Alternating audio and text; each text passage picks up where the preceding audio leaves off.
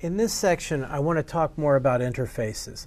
Now, interfaces were added to Java as partly a way to get around the restriction in Java that you can only have single inheritance. A class can only have a single parent. If you have abstract classes and you want to extend an abstract class, well, you're done. You can't extend more than one class. And there's no other mechanism available for saying a class is a kind of two other things. Interfaces were added to Java to allow you to say is a kind of with multiple classes. Now, when you try to picture what interfaces are about, sometimes the easiest way that I think about it is to think of a class as an object in space. Think of it as looking at, say, a cube or something like that. And when you're looking at the cube head-on, that's the class. That's all the methods available in the class. That is the type of object. That's the thing you instantiated. If you look at it from above or from below, depending on your perspective, that's a superclass or a subclass. That's looking at what the parent can do or what the child can do. And of course, the child can do everything the parent can do and more. So that's the inheritance relationship right there. An interface would be like looking at this class from the side. Say, yes, it is a nice class, but it also has the following features, and we can look at it exclusively from that perspective. In this section, I want to demonstrate one feature of that, and then I'll show other features in other sections as well. So in this case, leaving the employees for a moment, I want to talk about a task class. And the reason I'm using a task here instead of employees is I have multiple additional attributes here so that I can do various sorting mechanisms with lots of different features. So a task has an ID and a name. I've got a start date and an end date, which I initialized to now so that they're not null. I have a priority and a Boolean to say whether they're completed or not. The rest of this class is simply constructors, getters and setters of various types, a toString method, an equals method, and a hashcode method.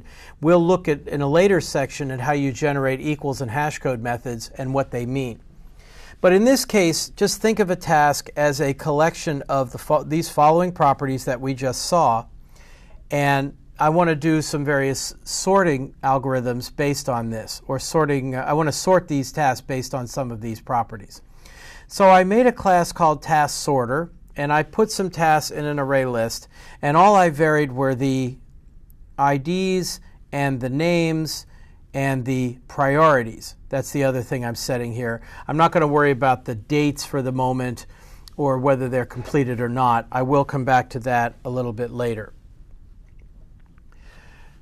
These tasks may look vaguely familiar if you've ever seen Monty Python and the Holy Grail. And let's be honest, if you've never seen Monty Python and the Holy Grail, you're not really a developer. On the other hand, if you've never seen it, then you have a real treat in front of you, so at least there's that. So at any rate, I made an array list and I added these tasks to it. And now I can simply print them just to show what they look like. I can use my traditional for each loop. I'll say for each task, t in tasks. Let's do a print of t, and when I run this, you see that it's using the toString method that I generated, which just shows the values of all of the properties, but that what I'm getting as an output is the so-called insertion order, the order that the tasks were added to the array list. That's the same order I'm printing them out. Now this, by the way, is an example of what the code would look like in Java 7 or below.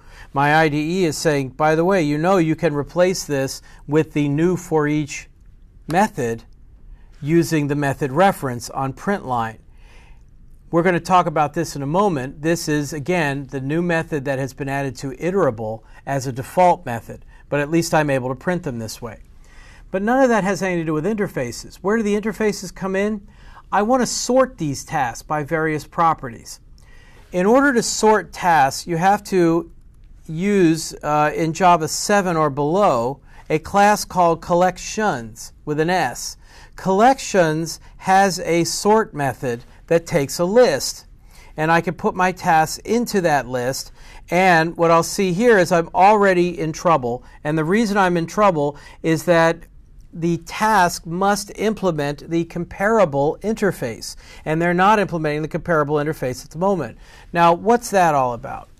Whenever you want to sort a list or a collection of any kind, the idea is that you have to take all of the elements two at a time and compare them and decide whether one is less than, greater than, or equal to the other. And based on that measurement of each pair, then the algorithm decides to move things around. And there's lots and lots of sorting algorithms out there.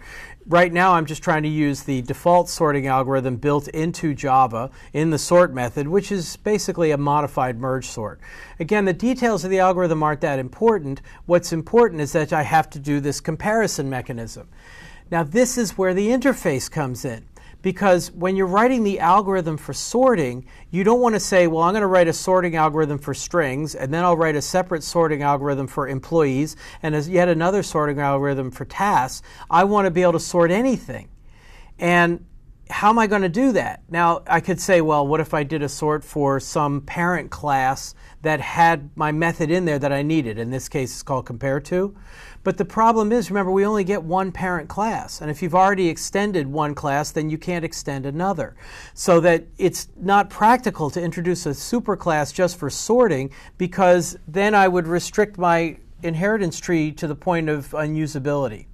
So instead, they've added interfaces. And if I take a look at the interface called list here, you see this is the, well, this is just the list. I'm going to come back to this one. What I want to look at now is collections with an S. And I can go to that one.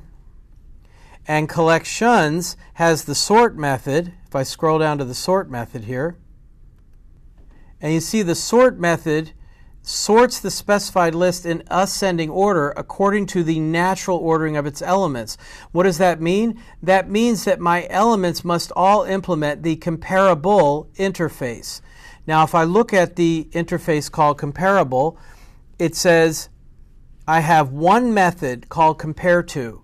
It takes the generic argument, whatever it is I'm comparing, and it returns an integer. And the integer that is returned is either negative, 0, or positive.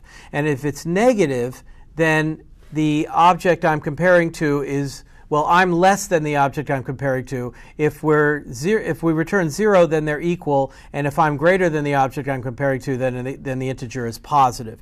They also stress in the contract that you should make it so that the equals method is consistent with this. In other words, if two objects are equal by the equals method, they also should return 0 on the compare to method.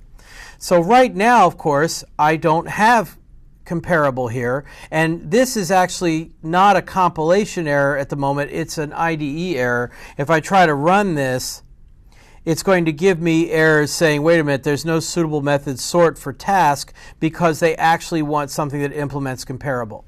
So let me go back to my task class and implement. Now I got to make sure I get the right one. I want comparable, not comparator. I'll show that later. And this will be comparable of task right here. And what it's complaining about is that I don't have the proper method implemented. So what I do now is, let's find a nice empty space here. And I'll say I need to implement my unimplemented methods here. So if I just say implement methods, there's my compare to method. And this is the method that will provide the measure, the sign, depending on whether I'm greater than, less than, or equal to the other. So the argument is of type task. I want to return an integer. I have all these properties to sort on. What's going to be the natural sorting? Let's just make it alphabetical just in order to have something to sort by. So what I want to return is the name of the current object, and I will compare that to, let's change task O here to task, and I'll say task.name here. And what I've basically done is I've delegated my task comparison to a name comparison. And the name comparison is going to be alphabetical. Now that's not strictly true. It's actually lexicographical, meaning the capital letters will come before the lowercase letters, but it's essentially alphabetical. Now that I have that, when I run my sort, everything will work. The only problem is I'm not going to see any output or after the sort has happened, because the collections.sort method returns void.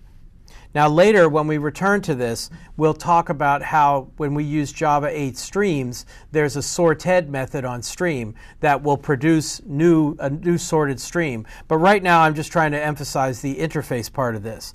But if I look at the documentation for sort, you will see here that sort takes a list as an argument and returns void. So if I then want to print them again, probably best if I just copy and paste here. And then let me put in a print here to say after the natural sort, like this. And now when I run it, you see that the names are now in alphabetical order. A, D, G, L, and R. And the tasks, the IDs are now mixed up and the priorities are all mixed up and everything. But we did manage to sort them alphabetically. So this is a mechanism used with interfaces. They were able to implement the algorithm in terms of the interface type, and the beauty, of course, is that a Java class can implement as many interfaces as you want. You can always add in another interface. And by implementing the sorting algorithm in terms of the comparable interface, I can always add that implementation to my class without affecting the rest of the inheritance hierarchy. Now, the next step, of course, would be to try to deal with classes that I cannot modify, and then I'm going to need the comparator interface instead of the comparable interface. And when we talk about inner classes, I'll come back to that one in a lot of detail. But right now, I simply wanted to show this mechanism for interfaces and how they can be very useful. In the next section, I want to talk a bit more about these default methods in interfaces and static methods in interfaces and how they can be helpful.